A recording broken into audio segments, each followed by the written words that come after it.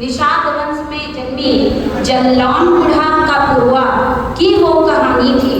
साहस, शौर्य, संघर्ष की मिसाल वह अत्याचार मर्दानी थी।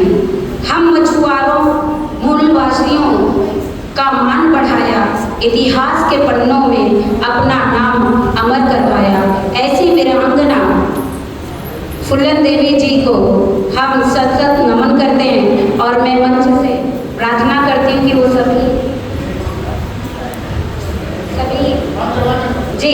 सभी लोग सम्मान के साथ मंच के नीचे आकर के हमारी वीरांगना फूलन देवी जी का सम्मान करेंगे।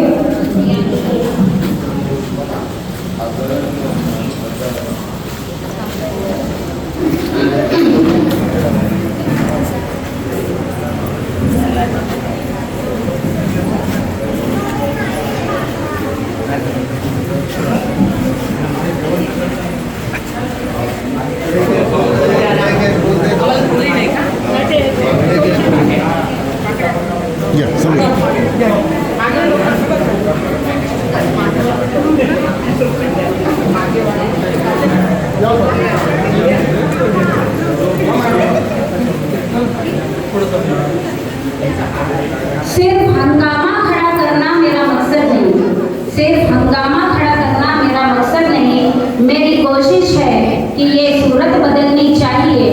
मेरे सीने में ना सही, मेरे सीने में ना सही, तेरे सीने में सही हो कहीं भी आग, लेकिन आग जलनी चाहिए, आग जलनी चाहिए।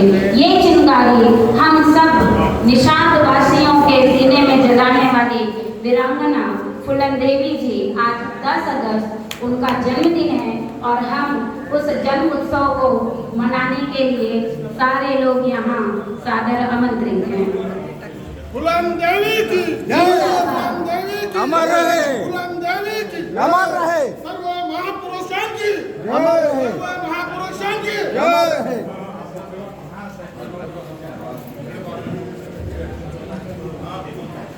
जी आज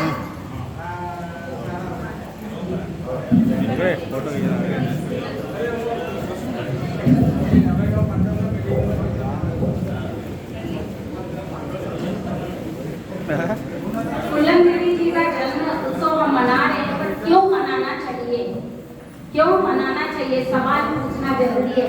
जैसे डॉक्टर दूधपचारी सर जी ने कहा कि सवाल पूछना जरूरी है, तो हमें जानना भी पड़ेगा कि आखिर हम ये जन्म उत्सव क्यों मना रहे हैं। क्योंकि थोड़ी देर पहले ताई ने कहा था कि इतना पैसा या कुछ खर्च करने की जरूरत क्या है, क्यों जरूरत है।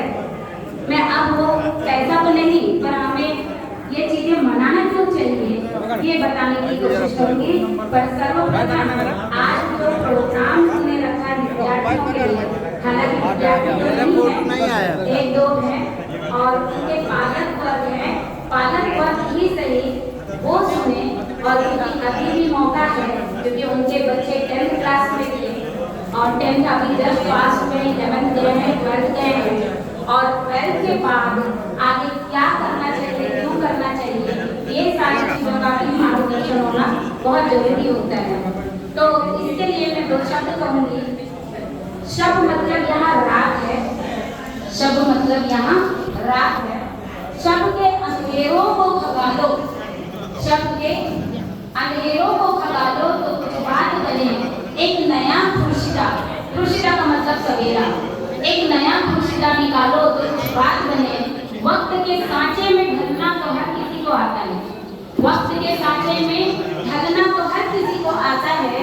वक्त को सांचे में ढालो तो कुछ बात बने, तो कुछ बात बने। आप सभी विद्यार्थी और विद्यार्थी के पालकगण ही हमारा नया सवेरा है। हमारे समाज को ला करके, हमारे समाज के लिए नया सवेरा ये विद्यार्थीगण ही लेकर के आएंगे, ऐसी हम उम्मीद करते हैं। सफलता का कोई रहस्य नहीं होता, केवल सफलता जो है वो मेहनत मांगती है, धैर्य मांगती है, निश्चय संकल्पना मांगती है।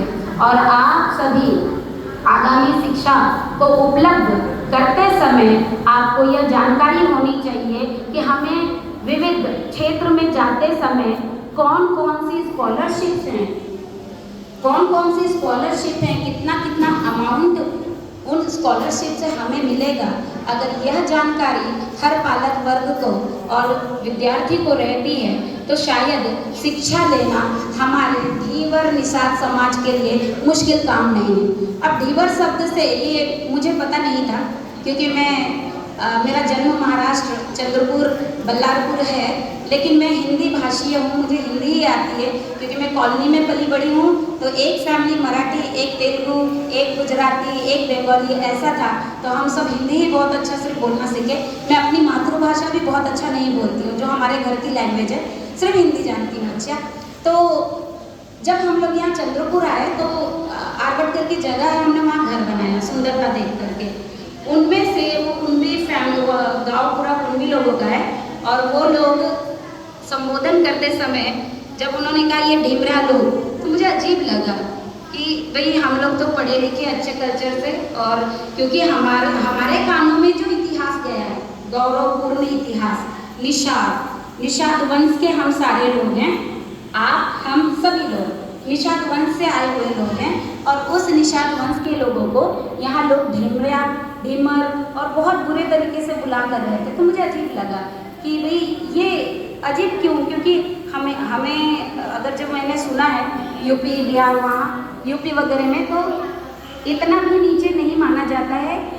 जो मैंने बाद में देखा, शायद मैंने बहुत बार देखा होगा, लेकिन उससे पहले की स्थिति जो है बहुत ज़्यादा बेकार थी, जो कि फुल्लन देवी जी ने जी थी। एक्चुअली कहानी वहाँ से शुरू होती है जब वो उनके पिताजी और उनके जो भाई थे चाचा जी, इनके बीच में ज़मीन का विवाद शुरू हुआ।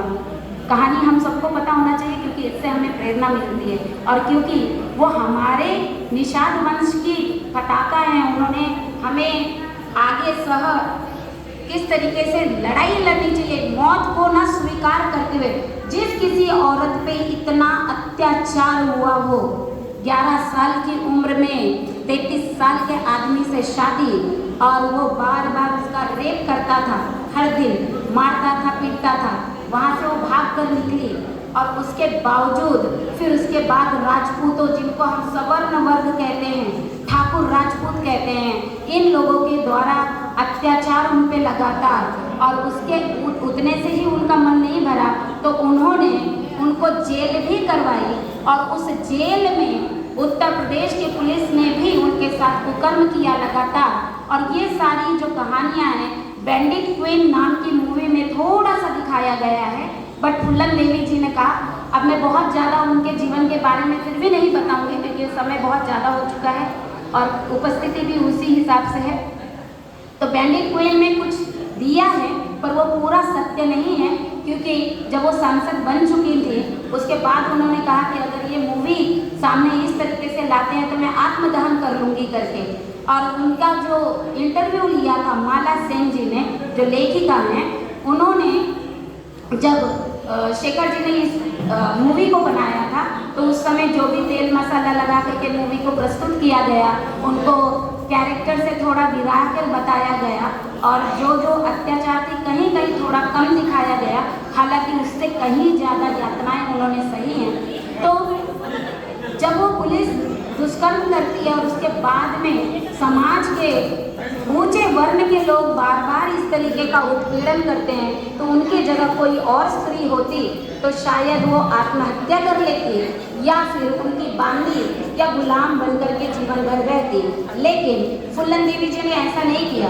उन्होंने उनको इतनी प्रताड़ना देने वाले, उनको नग्न करके तालाब कुएं के पास घुमाने वाले ऐसे हर शख्स को पूछा कि श्री राम और लाला राम, जिन्होंने जेल से निकलने के बाद उस जो उनका डकैत का जो गृह था उसके वो लीडर थे, और इन लोगों ने जो अत्याचार किया था उस अत्याचार का बदला लेने के लिए वो निकली। और उन्होंने पूछा गांव वालों से कि श्री राम और लाला राम ये दोनों कहाँ हैं, क्योंकि वो जब उन्होंने गुट बना लिया था खुद का तो वो डकैती डालने के लिए सिर्फ सवर्णों के ही गांव में जाती थी, और अमीर लोगों को लूट करके वो एक भारत ही नहीं तो पूरे विश्व की रॉबिन हुड बन चुकी थी, जो गरीबों के लिए अमीरों से पैसा निकाल करके गरीबों को देती थी। और हमारे भारत में, चाहे हमारे समाज में, भले लोग ज़्यादा नहीं जानते, पर वो पूरे विश्व में रॉबिन हुड की तरह जानी जाती हैं।